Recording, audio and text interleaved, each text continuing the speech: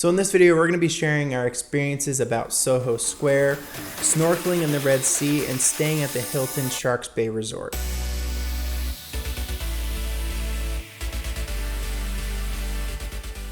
Right now we're in Sharm, and Sharm is very different than Luxor. Sharm is basically just a resort. It's a resort town. Yeah, it's a tourist destination. Sharm El-Sheikh it's actually surprisingly a big destination for Eastern Europeans. Yeah. A lot of Russians here. I've never been spoken Russian at more in my entire life than I have here. And I don't think I look Russian, but I don't know. A lot of privet. Nope.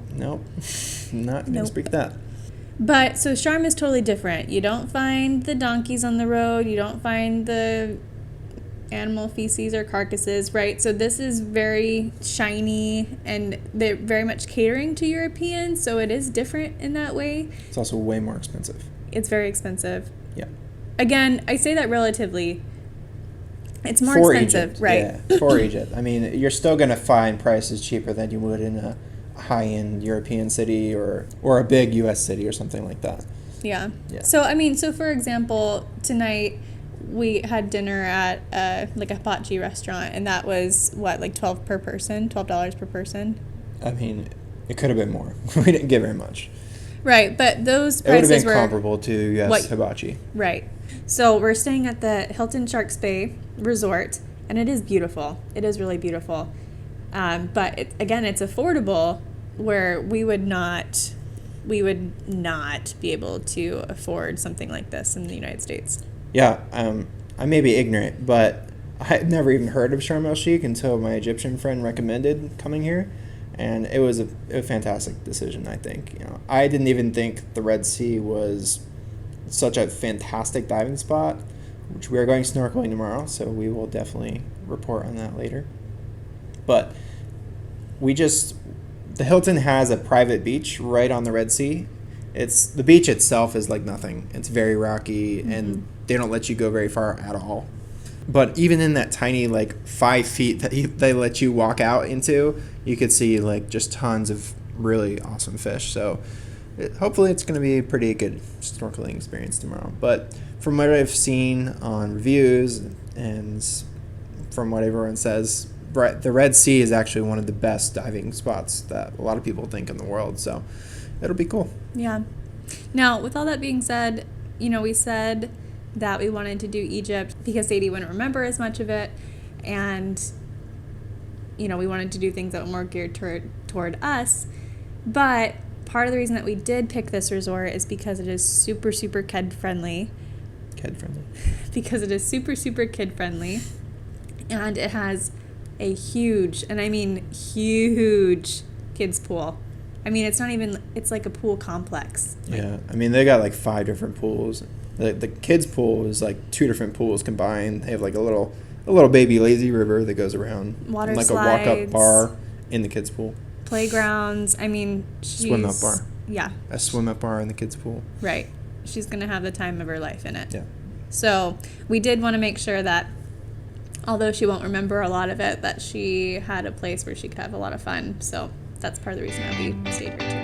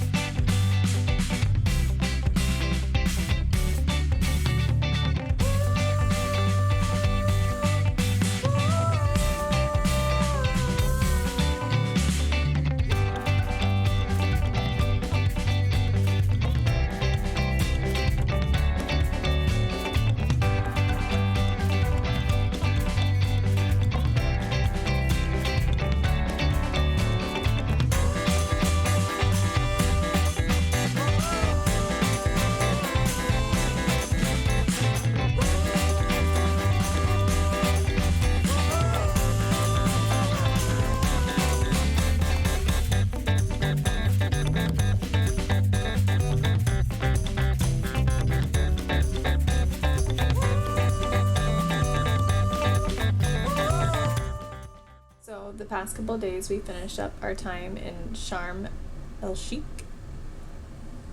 Sheikh. I have legitimately seen it spelled both ways, for the record. Spelt? Yeah. I've never seen it spelled differently. Yes, spelled and said differently. Okay. So, one of the days that we were in Sharm, we spent the entire day snorkeling in the Red Sea.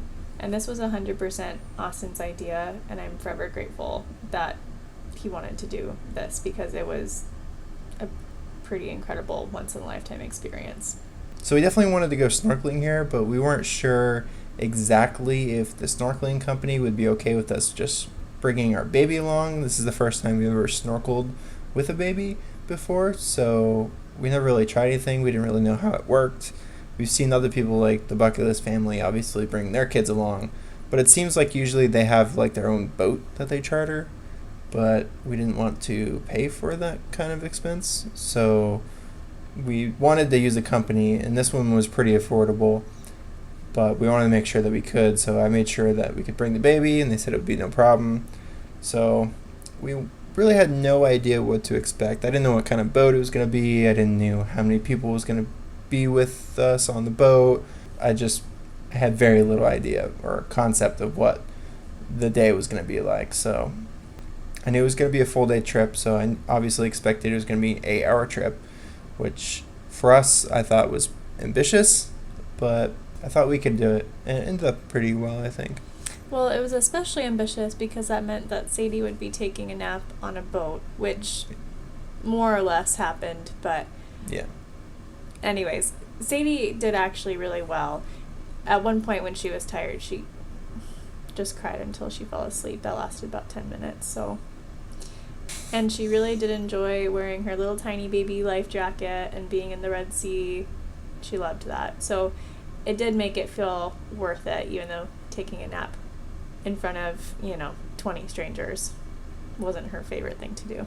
One of the interesting things about being in Sharm El-Sheikh, I think, is seeing the mix of cultures, which I did not expect. Prior to coming on this trip, I didn't know what to expect. Obviously, being in Egypt, I knew to expect the Egyptian culture, but I didn't expect to have so many other cultures. This is very much a resort town, and so it brings in a lot of people, but it brings in a lot of Eastern Europeans. I am shocked at how many times that Russian is being spoken just by default. Just the fact that we're white, they just think, oh, Russians, privet. And that's a first for me, so that's interesting. We were the only family with English as our first language. There was another family from India, we're pretty sure, and they spoke English too, but everyone else spoke Arabic or Russian. Yes. So that was interesting. Thankfully, there were guides on the boat that could speak all three, which is just mind-blowing to me. Those are 3 very difficult languages, and somehow they manage it. But it was good. They explained things. The pickup process for the trip was a little frustrating. That was lengthy. It took a little bit to get from our hotel to the actual dock. And then when you get to the dock, it very much feels like you're waiting, almost like waiting in Disney World lines. I mean, it was long because part of what we were doing was going to a specific national park. Yes. And I think there was specific border control things that they had to work through everyone's passport in order to get us all on the boat, all out there. And it wasn't just our boat. There were at least 40 boats. Yeah, it was insane. It was, if you're thinking about going snorkeling in a place that's secluded and you're by yourself with a small group, this is not the place to do it. So we went to a national park called Ras Mohammed, and it's fantastic diving and snorkeling. I would say it's one of the best places I've ever seen for sure. I feel like it's the best snorkeling I've ever done. We haven't been snorkeling that much either, so I can't really say that we're avid divers or anything like that. But it was amazing, and it was really cool for us, I think, because it's a part of the world we've never been to, so the marine life was very different from what I've snorkeled with or anything, or I've seen before. We're used to the Florida, Caribbean kind of area, so we've seen those fish. We know what to expect. We've dove in, or we snorkeled in Costa Rica as well. Mm-hmm. So those areas we know well, but this was totally different. So the animal life was different, the coral was different, so it was a very different experience.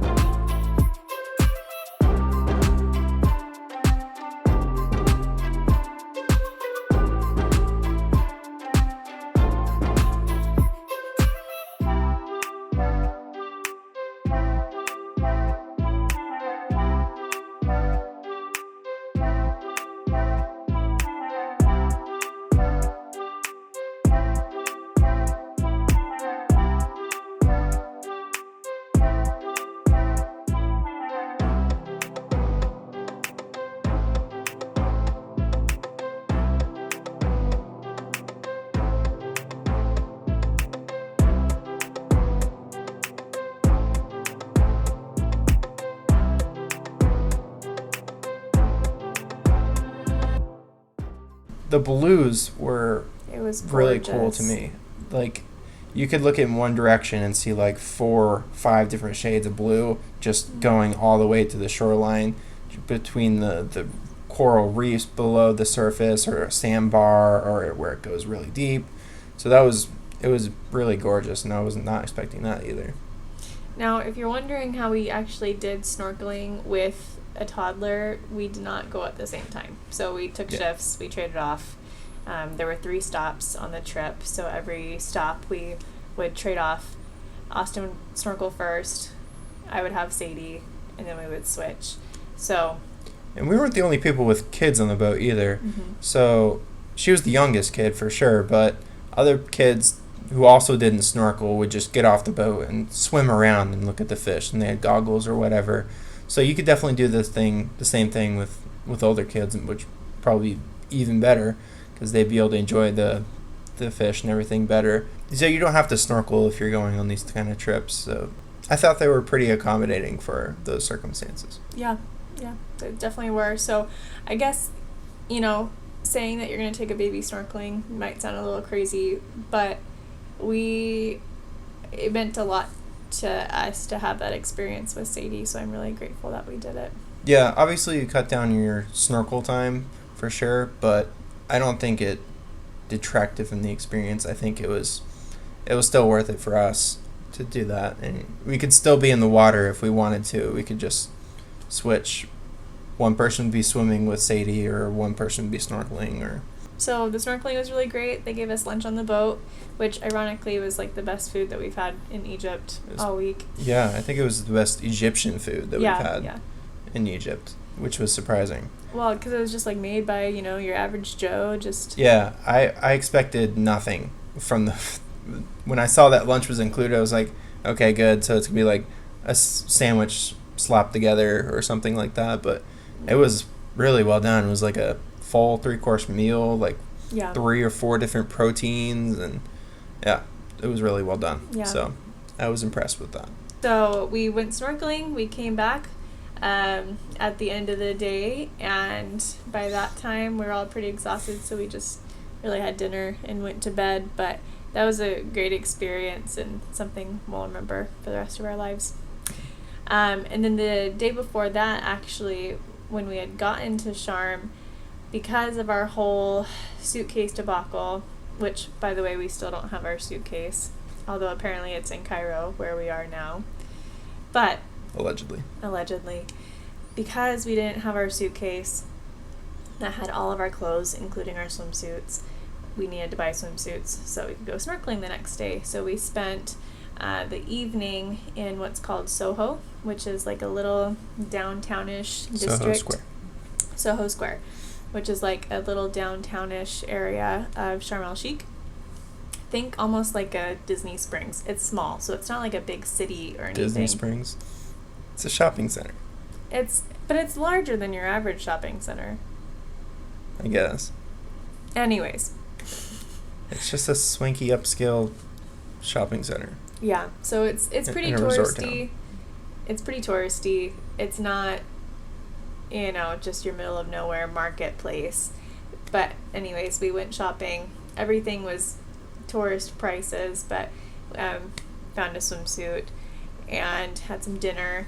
That was a cool experience. Soho Square seems to be the only place in Egypt that we found this entire trip that's open after 6:30. In fact, it's exclusively opened from 6:30 to like 1 a.m., whereas almost everything else, with the exception of some restaurants, basically closes at 6:30 p.m. Yeah, and when we were walking around at like 8 o'clock near that area, it seemed to only be getting busier as the night went on. So it seems like as people finish their days and are done with snorkeling or swimming in the pool or whatever they were doing, it seems like the place to go is just the Soho Square. It's a pretty big draw for Sharm El-Sheikh. Then the last day that we spent in Sharm was all about Sadie. So like we said, one of the main reasons that we wanted to stay at the Hilton Sharks Bay Resort is because it had this really incredible complex of kiddie pools.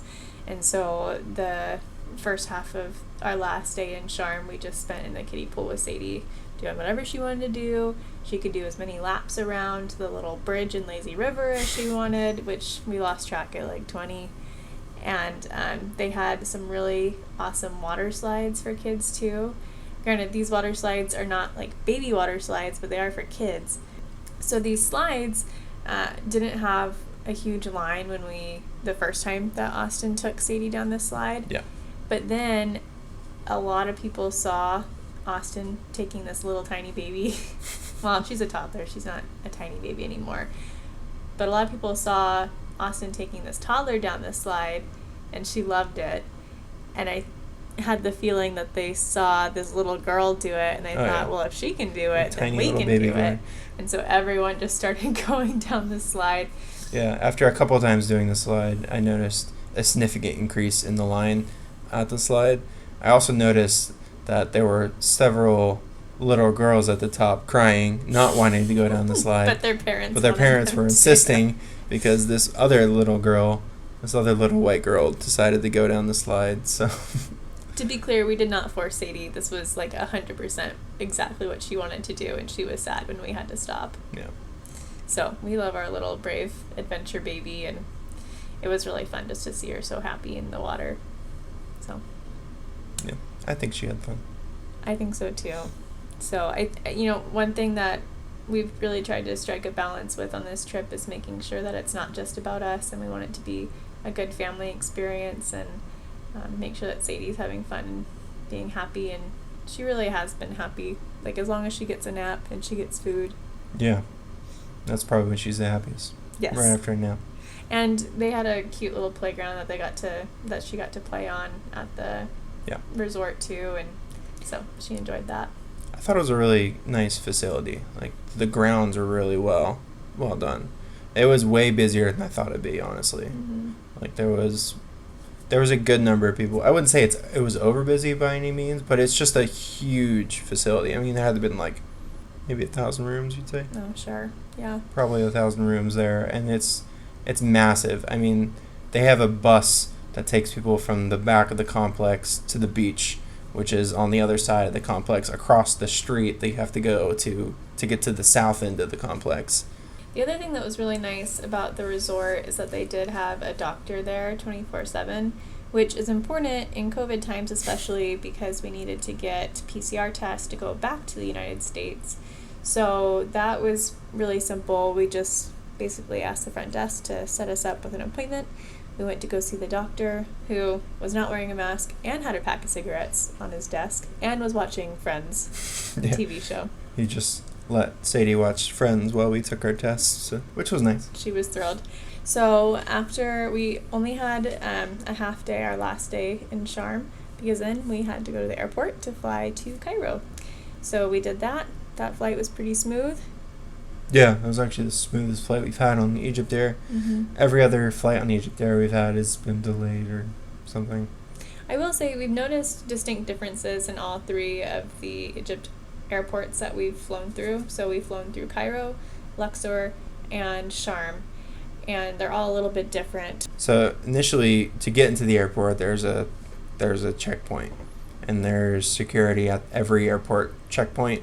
So your taxi driver or your shuttle or your bus or whatever has to go through a checkpoint to just get into the airport area to drop you off.